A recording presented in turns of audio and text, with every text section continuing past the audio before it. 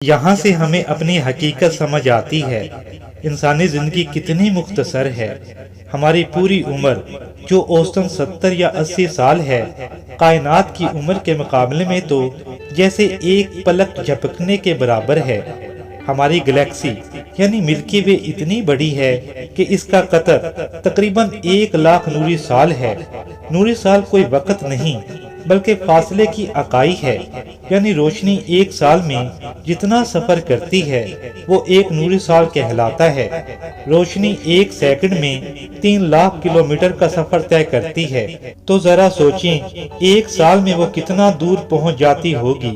تقریباً سال کا سفر 9.46 ٹریلین کلومیٹر بنتا ہے۔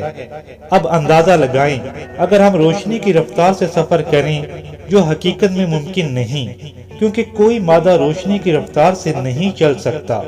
فرض کریں اگر ایسا ہو بھی جائے تب بھی ہمیں پوری کہکشاں پار کرنے میں 1,00,000 سال لگیں گے۔ اگر ہماری کہکشاں کو شمالی امریکہ کے سائز جتنا کر دیا جائے تو ہمارا پورا نظام شمسی بس ایک کھانے کی پلیٹ جتنا ہوگا، اور اس پلیٹ میں کسی انسان کو تلاش کریں تو وہ ایک جرثومے سے بھی چھوٹا ہوگا۔ یہ فرق ہمیں دو طرح سے سوچنے پر مجبور کرتا ہے۔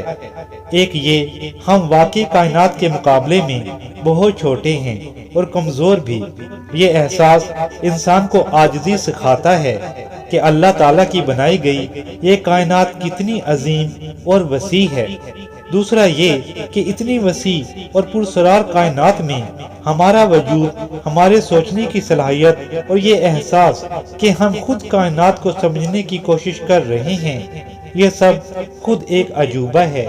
گویا ہم چھوٹے ضرور ہیں مگر اللہ تعالیٰ نے انسان کو شعور بہت بڑا دیا ہے، تاہم کائنات کے مقابلے میں انسان ایک ذرے سے بھی چھوٹا ہے، لیکن اس ذرے کے اندر سوچنے والی پوری کائنات بسی ہوئی ہے۔ بے شک اللہ تعالیٰ سب سے بڑا ہے۔